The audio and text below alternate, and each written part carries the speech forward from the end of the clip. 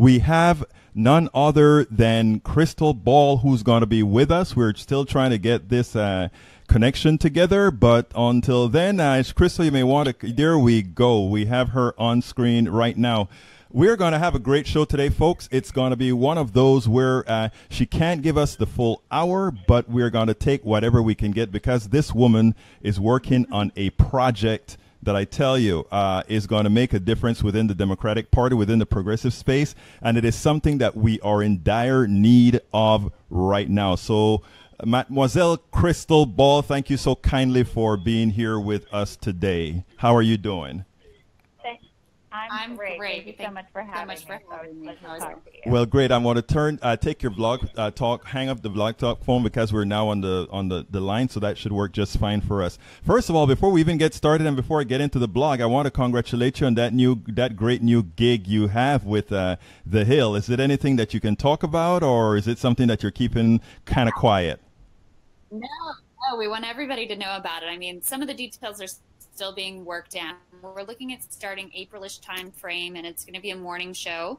Myself and a co-host will be on the right, but I'm pretty sure we know who it is. That part I can't tell you yet, but I can tell you it's someone who's very thoughtful, critical of the party, a smart, honest, critical thinker who's done some interesting things in the world. So I'm excited about breaking out of this kind of stale, reactive, predictable left-right conversation and really kind of digging into the issues that are impacting people's lives. So it's good stuff. Well, it's interesting because here it is, a progressive woman talking about you want to get away from the left-right issue just so that we can actually get things done. Is that right? I mean, for far too long, we've been ineffective in the polarized speech that we've had, I guess.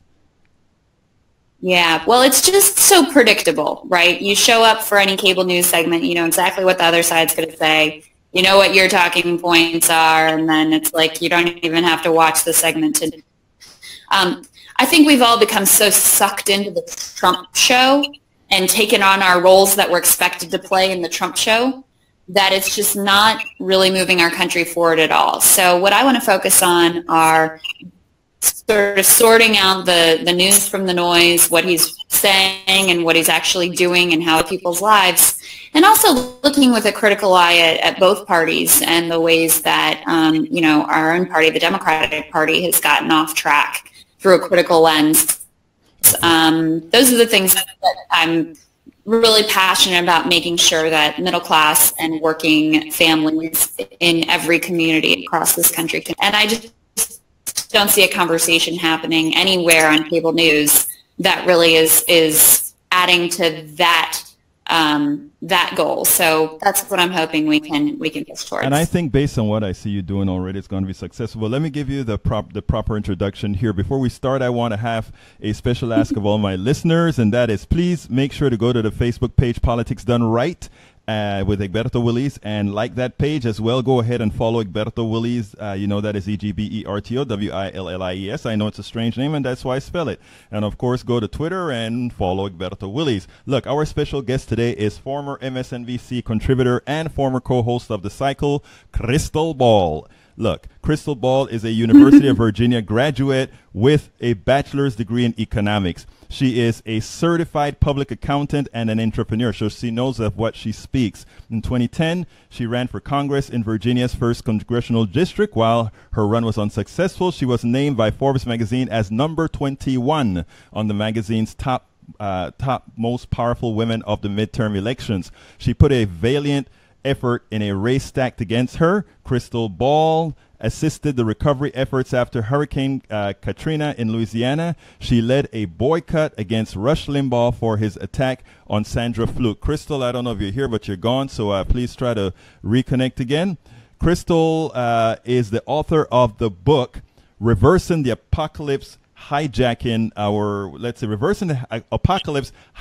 the Democratic Party to Save the World, a must-read for every single progressive or not progressive. The book challenges Democrats to resettle their roots to FDR's New Deal and advocates a new interventionist economic agenda. For those who listen to my program, know that is exactly what I think we must do. That is essential. She is the founder of People's House Project, which is something we want to talk about today because it's right dear to my heart. The People's House Project will incubate and accelerate candidates in every Republican-held congressional district in our targeted region of Midwestern and Appalachian states. So, Krystal, tell me a little bit about that project, because that is the main focus that I want to talk about. You and I spoke on KPFT a few months ago, or maybe it's a year ago, on when you got the inception of this project. Now you have it going. Right. You actually have it going now. Tell us a little bit about it. It's the most fun and the most inspiring work I've ever gotten to do, helping these candidates. So the whole idea behind the People's House Project is reconnecting the Democratic Party with its roots and making it an effective tool for working families.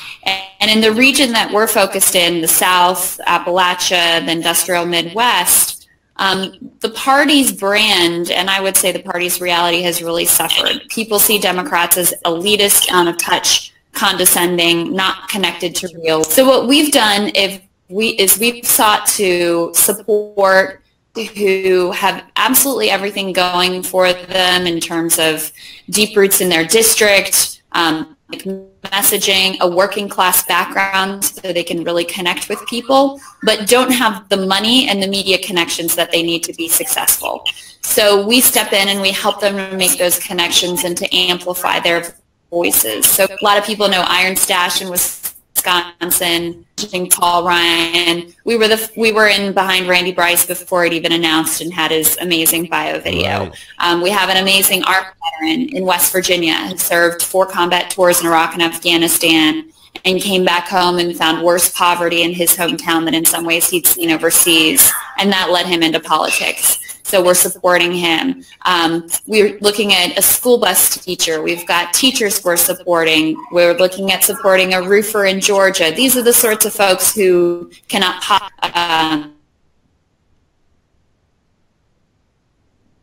Okay, we may lose her a bit again from that connection. Let's see if she'll come back. I think we lost you again, Krystal, but I mean, we're going to wait to get you back here. Krystal was talking about the People's House Project that she's working on, a project that has been very, very successful thus far in bringing people into the fold, bringing candidates into the fold who can win. And that is what she's been doing right now. And I think she may be coming back now. Are you back, Krystal?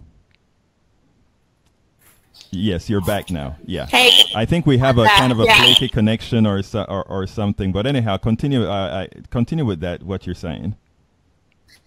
So we're very involved with our candidates and then go away, mix with them, helping them solve whatever problems they have, editing op-eds, getting them placed, advising them, helping them with fundraising, whatever they need. So it's been a lot of fun, and we're filling in the gap to try to rebuild the Democratic Party in the places that we've slid the most, which also happen to be some of the most economically challenged parts of the country.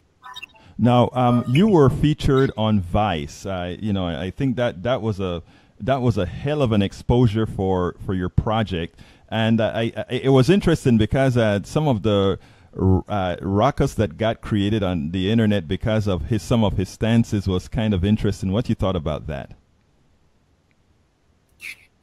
Well, look, so he's a state senator in West Virginia, and he is running an unbelievably successful campaign and is an unapologetic economic progressive. Right. Radical thinker in terms of healthcare and returning power to the people. In 2016, he supported Donald Trump. He thought with Hillary Clinton, things are going to be the same, and at least Donald Trump's talking about it. Now, since he sees that as a huge mistake, and he's written, but that's what people really objected to. And here's what I say. This country supported Donald Trump. And if we want to win in communities across this country, we can't write them all off. We have to look at what that they saw in him. And be about how it is that we could have offered such a poor alternative. And I'm not Hillary Clinton here. I think the problem goes a lot deeper than Hillary Clinton. We could have offered that people would find Donald Trump appealing in any way at all. Anyway, you know, I'm happy to have that debate because in the end, if you see Richard Ojeda, our candidate, you know that he is going to fight for people like no one you've ever met before. In fact, today, he led a march on the state capitol in West Virginia of hundreds, if not thousands, of teachers who walked out of school to protest Republican attacks on their wages. And he was the lead.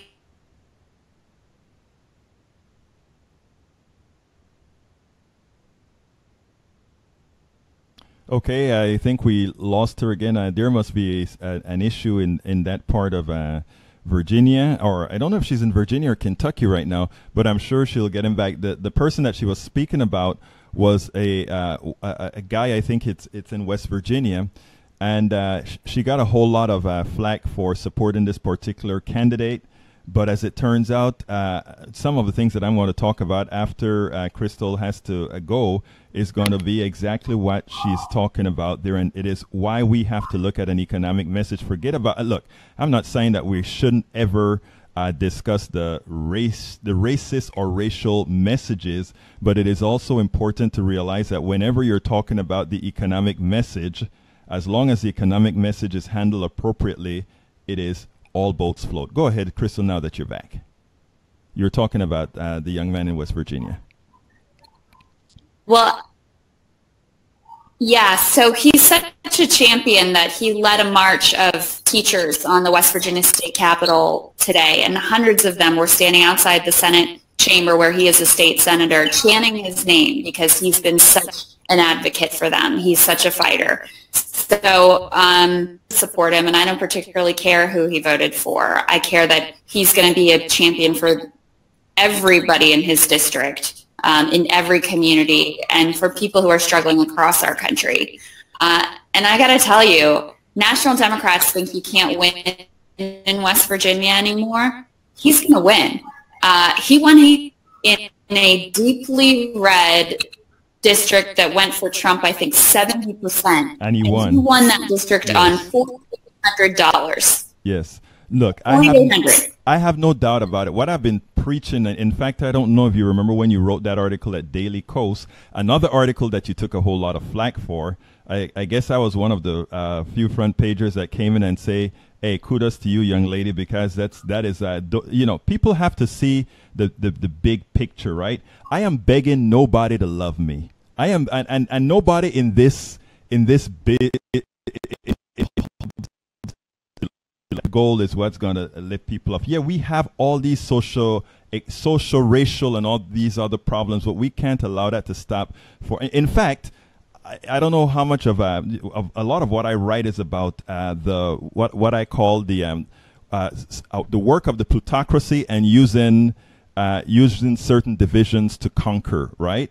And if we continue that program, including the way we deal with, let's say, the Trump supporters, we run into the same problem. We would have made them win because we're so concerned about the other issues that have little to do with your pocketbook that they can be dragging your money as long as they have you fighting among each other, right?